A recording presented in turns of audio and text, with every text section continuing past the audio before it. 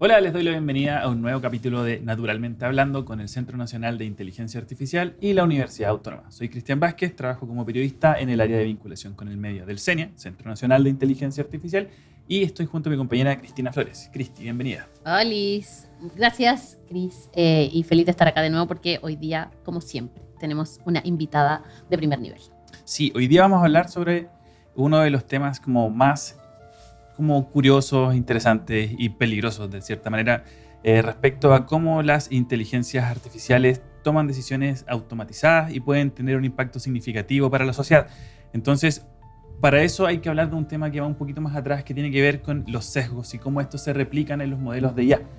Y para hablar de este tema en mayor profundidad nos acompaña Gabriela Ragada. La Gaby es investigadora joven del Centro Nacional de Inteligencia Artificial, así que Gaby, bienvenida a este espacio.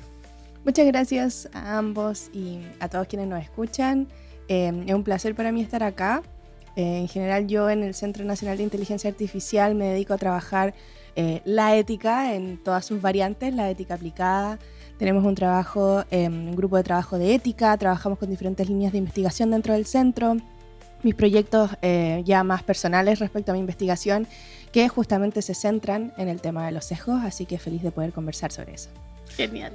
Súper. Gabriela, yo tengo entendido que, antes de comenzar con mi pregunta, quiero que tratemos de definir qué son los sesgos. Creo que es una forma más amable de comenzar. Sí, bueno, los sesgos en general se han estudiado en profundidad, en filosofía, en las ciencias sociales, en la psicología, como esta capacidad que tenemos nosotros de interpretar o de atribuir ciertas como inhabilidades o tener una mala percepción de ciertos grupos o personas, ¿ya?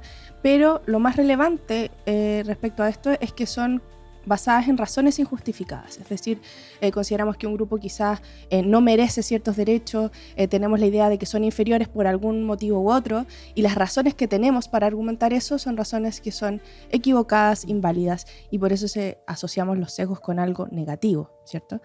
Y en general los sesgos los podemos entender como algo propio de nuestra capacidad cognitiva. Nosotros como seres humanos tenemos muchas limitaciones y entre esas limitaciones está nuestra corporalidad, nuestro procesamiento, a diferencia quizás de las inteligencias artificiales, que en su artificialidad pueden procesar grandes cantidades de datos, nosotros no.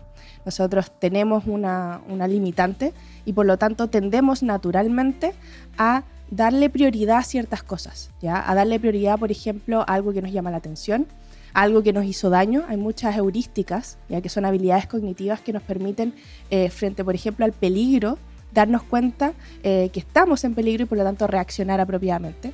Y dentro de todo ese universo tenemos también esta capacidad de generar sesgos que tienen que ver quizás con nuestras experiencias sociales, con cómo entendemos un problema, el hecho de que nos veamos que lo diferente quizás nos asusta, lo que no entendemos quizás nos limita y por eso generamos estos sesgos sociales que tienen que ver muchas veces con el desconocimiento de la realidad de un otro grupo o otra persona. De ahí una manera quizás y ayúdanos con un par de ejemplos, como pensando en estudiantes sobre todo, que es parte de nuestra audiencia. Cuando a mí me gusta hablar de sesgos, lo digo como una inclinación, ¿cierto? Como que nos tiramos para un lado.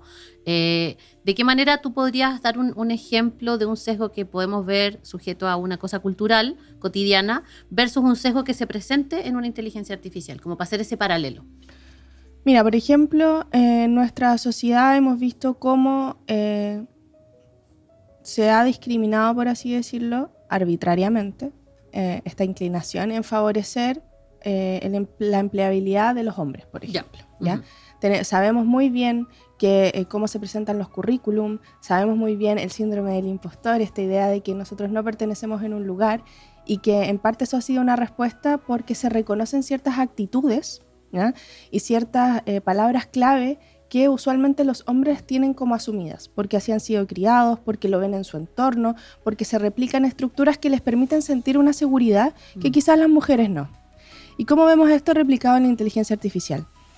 Hace un par de semanas atrás, más o menos, pasó que una investigadora en una universidad en Londres se puso a jugar nuevamente con la nueva versión del ChatGPT, que asumimos ha mejorado muchas cosas respecto a este tipo de sesgo. Sin embargo, lo que hizo fue preguntarle que le diera una evaluación de rendimiento, una evaluación de qué tan bien hizo su trabajo, obviamente imaginaria, pero el input simplemente decía, dame una evaluación para una persona que trabaja en marketing.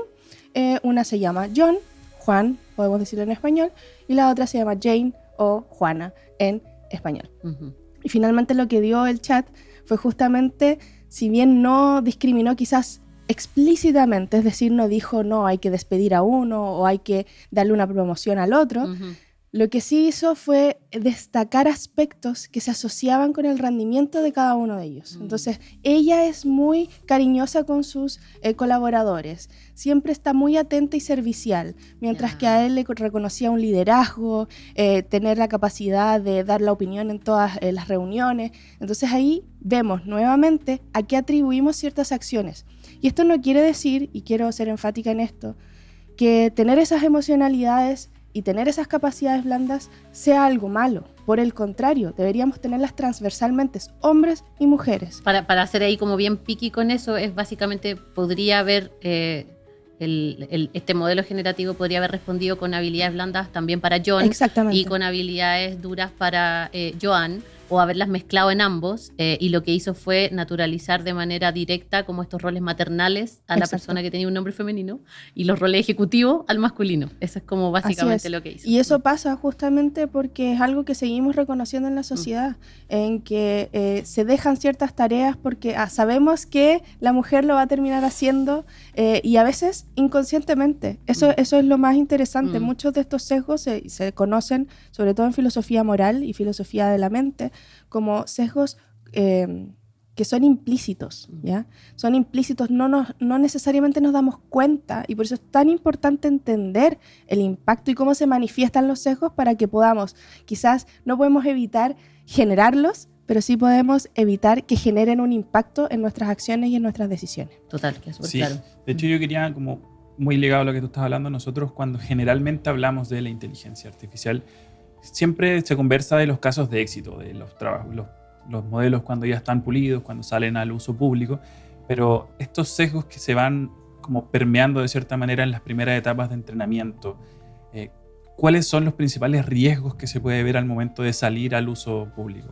Yo creo que los principales riesgos son justamente en que se generen impactos o discriminaciones explícitas, pero quizás los que yo creo que son peores son justamente las que no visualizamos explícitamente.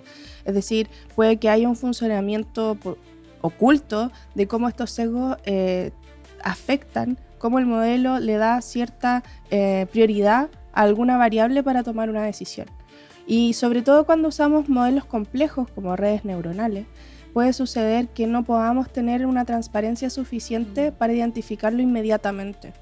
Y por eso es tan importante que en los procesos de entrenamiento y de diseño tengamos en consideración que, y yo siempre hablo de esto con desarrolladores, no significa que para hacer algo éticamente tengamos que tener un proyecto, un sistema de inteligencia artificial completamente perfecto. Muy probablemente eso nunca va a suceder. Siempre va a haber alguna falla, siempre va a haber algo imperfecto. Y lo que tenemos que preocuparnos para evitar ese impacto es justamente plantear la solución del problema, plantear cómo estamos nosotros desarrollando y testeando ese modelo, cómo lo estamos retroalimentando una vez que ya estamos en las etapas de prueba, de manera que podamos identificar cómo podrían haber sesgos soslayados en lo que está haciendo, y para eso es muy muy importante tener un trabajo interdisciplinario, un trabajo que permita la conversación entre desarrolladores que quizás son expertos en cómo están desarrollando los modelos, y también personas que son expertas en temas de ética que les pueden ayudar a identificar aspectos que podrían estar inmiscuyéndose ahí de a poquito y que podrían afectar a largo plazo, o si es que impactamos en áreas que son extremadamente relevantes donde un error podría significar la diferencia entre la vida y la muerte. Ok, súper interesante. A mí me gustaría meterme en cómo este mundo de los sesgos se cruza con el feminismo. Y hace poco, para los que nos están escuchando y viendo, la Gaby lanzó su libro llamado Sesgos del Algoritmo. Y nosotros fuimos al lanzamiento y se armó una conversación súper interesante con las panelistas. Y me encantaría preguntarte, Gaby, en qué momento, porque la Gaby es filósofa de formación. Entonces, hay una presencia de tu rubro y cómo llegas a la inteligencia artificial, pero también con este como complemento del feminismo. ¿En qué momento tu galaxia del feminismo, tu galaxia de la filosofía y de la inteligencia artificial chocan y haces este match? ¿Cómo es que hoy día haces presente algunos valores y visiones del feminismo en este tipo de reflexiones y ética y la inteligencia artificial? Es la media pregunta, yo sé, pero me interesa mucho saber cómo No, yo pasa. creo que es importante porque muchas veces uno asume los caminos de las personas. Yo conocí el feminismo ya, por así decirlo, de vieja, cuando ya estaba haciendo el doctorado. Precisamente porque antes estaba muy aislado. Era siempre una cosa de estudio de género, era una cosa como muy nicho y que quizás no estaba imbuida transversalmente en lo que era hacer ciencia, en lo que era hacer filosofía, y se veía quizás como un movimiento o un área, pero no algo que puede estar presente en todas las facetas de investigación que nosotros hacemos. Y cuando yo me empecé a meter a investigar el tema de los sesgos, la antidiscriminación, me di cuenta que en realidad el feminismo lo que permitía era una visión metodológica que juntaba todas las cosas que a mí me hacían sentido, como que respondía a intuiciones naturales que yo tenía respecto a, pero ¿por qué? Si nos interesa la antidiscriminación, estamos únicamente mirando métricas de fairness, de justicia. ¿Por qué estamos solamente tratando de medir o asegurarnos que los datos sean equitativos? Los datos, aunque sean lo más equitativos, limpios y, entre comillas, perfectos posible, si tienen un mal diseño y una mala implementación, pueden seguir generando discriminación. Entonces, veía mucha desconexión de cosas que el feminismo revitaliza, que el feminismo empuja y que tiene que ver justamente con algo que en el mismo Centro Nacional de Inteligencia Artificial apuntamos, que es poner la tecnología al servicio de las personas. Y para hacer eso necesitamos entender los contextos, las narrativas, volvernos un poco a eso mismo que nos hace ser humanos y que nos permite desarrollarnos como personas. Y yo creo que el feminismo lo que hace justamente es articular desde conceptos muy potentes que tienen que ver con cómo situamos nuestros conocimientos, cómo nos olvidamos de esta idea de que la tecnología y la ciencia es esta cosa así brillantemente pura, casi que hay filósofos antiguos que de hecho decían que las mujeres no tenían la capacidad de universalizar principios matemáticos, y entonces... Hoy día nos reímos, pero sí, es pero terrible. era así. Sí. Y muchas mujeres que trabajaron en filosofía de la ciencia y en feminismo fueron invisibilizadas y sus ideas fueron después traspasadas a figuras de hombres. Entonces, cuando ahora vemos eso hacia atrás y entendemos que lo único que ellas querían hacer era ver una visión mucho más holística, tener la oportunidad de acá poder presentar eso, poder generarlo y contribuir en un centro que tiene un gran impacto como el nuestro, yo creo que es súper importante porque también nos cambia la perspectiva, nos hace entender que el feminismo viene a ser comunidad, que viene a juntar y viene a representar a los intereses de todos los que están involucrados. Súper. Gracias, Gaby. En ese sentido, Gaby, creo que la forma en la que históricamente el ser humano ha tenido distintos sesgos, desde machismo, racismo, xenofobia, etcétera, se han visto reflejados en casos actuales. Yo, por ejemplo, personalmente conozco el caso de una empresa gigante de mercadotecnia y de distribución de productos en Estados Unidos que entrenó un modelo para ayudar a la selección de personal, o sea, básicamente porque era una empresa tan grande que estaba presente a nivel mundial que, no vamos a decir nombres, obviamente, que recibía por un puesto puntual, no sé, 3.000, 4.000 postulaciones. Y entrenaron un algoritmo que ayudaba a agilizar estos procesos de contratación y se dieron cuenta luego de mucho tiempo ya de implementación que no contrataba a ninguna mujer y solamente contrataba hombres. Porque históricamente la empresa tenía, o sea, se entrenó este modelo con los datos históricos de la empresa de contratación e históricamente contrataba más hombres que mujeres. Y esto se fue replicando en el modelo y se fue implementando hasta que se dieron cuenta y se hizo cierto ajuste para que esto no pasara. ¿Cómo se realizan estos como ajustes o cambios para eliminar los sesgos en los modelos de IA? Mira, voy a hacer otro ejemplo que yo creo que va a ilustrar bien eso. Hay un caso que a mí me gusta mucho trabajar cuando hago clases respecto a esto y que es un caso ficticio pero que igual tiene algunos elementos reales.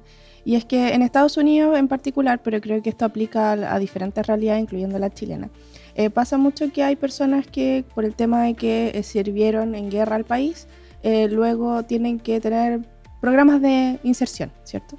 En Estados Unidos. Y resulta que también utilizaron un algoritmo para entrenarlo, cosa que fuera más eficiente en reconocer quiénes son las personas que debían tener esos empleos. Y eran empleos que tenían que ver justamente con el desarrollo de inteligencia artificial. Por lo tanto, en el currículum se esperaba que, por supuesto, todos compartieran un historial quizás de militar, pero también eran personas que habían estudiado programación o cosas afines, ¿ya?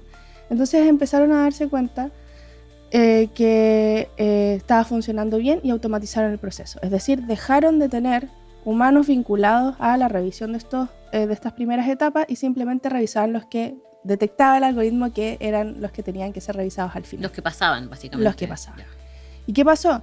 Que una persona escribió en un blog que hizo público y que se volvió viral que había sido discriminada precisamente porque era la persona más calificada en términos de currículum y no había sido escogida. ¿Y qué pasó en ese momento? Pasó que el algoritmo detectó que esa persona no tenía una de las variables que casi toda, el 98% de las otras personas sí tenía. Y era que no tenía el mismo historial deportivo, por así decirlo, que el resto. Porque esa persona estaba en silla de ruedas. Wow. Entonces en su currículum no destacaban ciertos premios, ciertos reconocimientos que estaban asociados al rendimiento físico que la mayoría de los otros como ex militares sí tenían. Y la verdad es que sí era la persona más capacitada para ese rol. Además era una persona que era mujer y era de una minoría racial. Entonces tenía todo lo que estaba buscando esa empresa, que estaba tratando de ser más inclusiva y que creía que con este algoritmo iba a poder lograrlo. Pero ¿qué pasó ahí? Y a esto voy con el ejemplo. A que cuando nosotros estamos diseñando tecnología y lo que queremos es reducir sesgo, no nos basta con simplemente ver qué nivel de optimización o qué tan bien, qué accuracy o qué tan objetivo puede llegar a ser un modelo. ¿Por qué? Porque estamos midiendo según lo que lo entrenamos.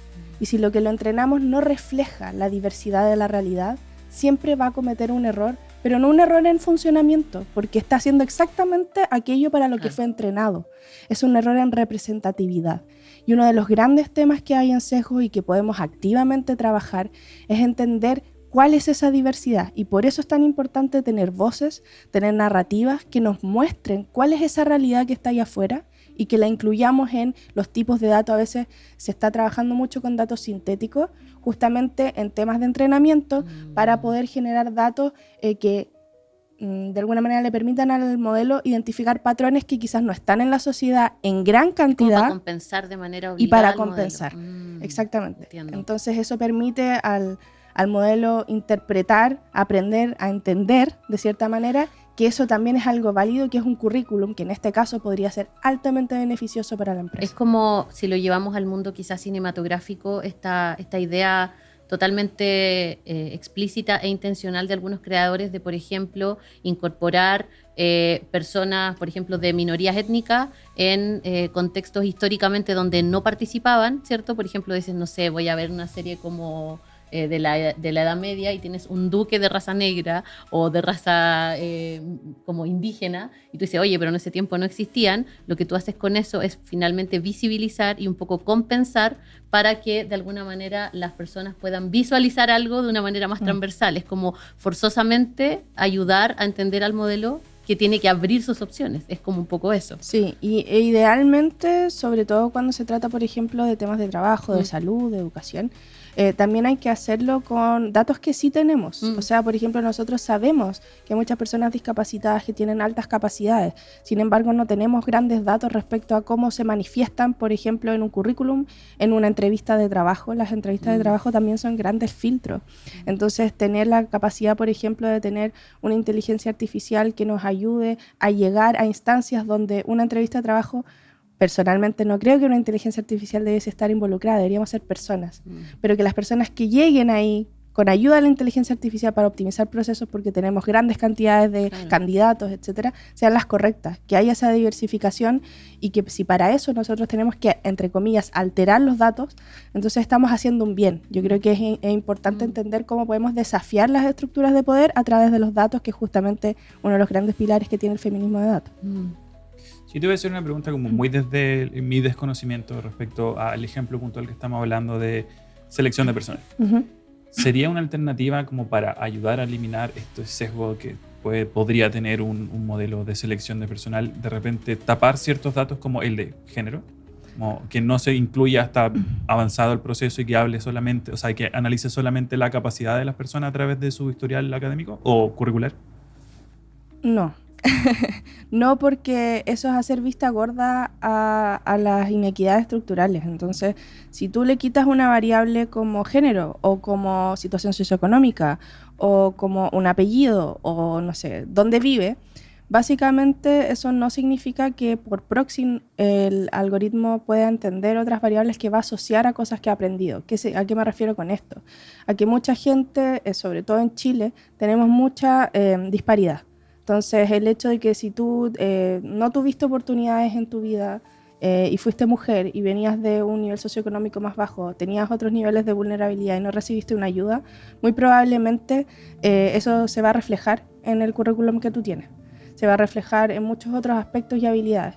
Y lo que queremos lograr justamente es lo contrario, es entender que a pesar de que hayan personas que quizás no tengan un nivel súper avanzado, que no hayan ido a la mejor universidad del mundo, tienen una capacidad impresionante de poder aportar algo y tienen un valor y una narrativa y un contexto que podría hacernos hacer mejor ciencia y hacer mejor tecnología. Pero la única manera en que podemos identificar eso no es con patrones estandarizables, es conociendo a la persona. Entonces yo creo que cuando nosotros ponemos la inteligencia artificial al servicio de esas personas, lo hacemos pensando en que queremos llegar a identificarlos. Entonces, por ejemplo, yo siempre lo pienso al revés. ¿Cómo podemos generar un sistema que en vez de tratar de especificar qué es lo que queremos, búscanos todos los currículum que cumplan con este criterio, encuentra currículum que sean diferentes? ¿Qué nos llama la atención de ese currículum? ¿Por qué es tan diferente a los otros? ¿Qué tiene de diferente? Quizás podemos utilizar la inteligencia artificial para que nos haga ver algo que nosotros no vamos a ver. Entonces yo creo que también pensar un poquito fuera de la caja de repente nos puede ayudar a encontrar soluciones que nos van a hacer encontrar a esas personas clave que nos van a hacer avanzar en la inclusión. Bacán. Estamos como justo en el tiempo, pero me gustaría hacerte la pregunta que le hago a todos los invitados a este podcast. Y es que nosotros vamos a quedar un poco friseados en el tiempo porque esto queda grabado, publicado y la internet avanza y esto quizás en 2 o 3 años va a cambiar. O menos. O menos. Entonces me gusta preguntarles cómo crees que va a envejecer esta conversación. ¿Cómo sientes que el mundo de los sesgos, la ética, la filosofía va a seguir avanzando y cómo es que se visualiza este mundo que parece tan intangible pero que tiene tanta repercusión concreta en este tipo de tecnología? A mí me gusta imaginarme, yo quiero creer en la idea de que esta conversación ya no va a ser novedad para mucha gente, que mucha gente va a estar leyendo mi libro y muchos otros libros, que van a estar empapados de ética, que van a entender que la ética no es algo que vaya en contra de la innovación, que no es una limitación, que no es una muralla que nos estamos poniendo, sino que es una capacidad reflexiva de pensamiento crítico hermosa y que nos permite también entendernos a nosotros mejor, como científicos, como académicos, pero también como sociedad. Entonces yo creo que justamente el hecho de que se le esté dando tanto espacio al tema de la ética, que se esté entendiendo que la inteligencia artificial es sociotécnica, que la misma política de inteligencia artificial que está creando nuestro país está alineada con estos principios de inclusión, con estos principios de pensamiento crítico y de reflexión, yo creo que apuntan en la dirección correcta. Y quiero creer que a pesar de que nos vamos a encontrar con un montón de otros desafíos, porque ahora tenemos esto y si ya logramos manejarlo, créanme que van a salir otros más por debajo de la alfombra a medida que avanzamos en la tecnología, pero vamos a estar un poquito más preparados, vamos a haber aprendido de nuestros errores y que no nos pase lo que nos pasó con otro tipo de situaciones en la humanidad, como el mismo cambio climático, donde cuando la conciencia real llegó era un poquito demasiado tarde. Yo creo que todavía estamos a tiempo de empoderarnos respecto a la ética en el uso de la tecnología y quiero creer y tengo esa fe, tengo ese pensamiento positivo de que así va a ser. Me encanta. Perfecto, Gaby. Muchas Gaby. gracias por tu tiempo, por tu compañía. y por ayudarnos a entender un poco más este desafío que es súper complejo, sobre todo para avanzar en un desarrollo equitativo y inclusivo de la inteligencia artificial. Así que también les agradezco a todos y a todas los que nos están viendo y que nos van a acompañar en este proceso de aprendizaje respecto a la IA en este espacio que denominamos Naturalmente Hablando, que es la contraparte del podcast que estamos trabajando, que es Artificialmente Hablando, donde pueden escuchar el capítulo de Sesgos en la Inteligencia Artificial, Desafíos y Soluciones. También agradezco mucho a las personas que hacen posible este podcast, principalmente a la Universidad Autónoma de Chile, que nos brinda este espacio, y profesionales gigantes que están detrás de toda la parte técnica para hacer esto posible. Así que muchas gracias y nos vemos en un siguiente capítulo. Chao, gracias. ¡Woohoo!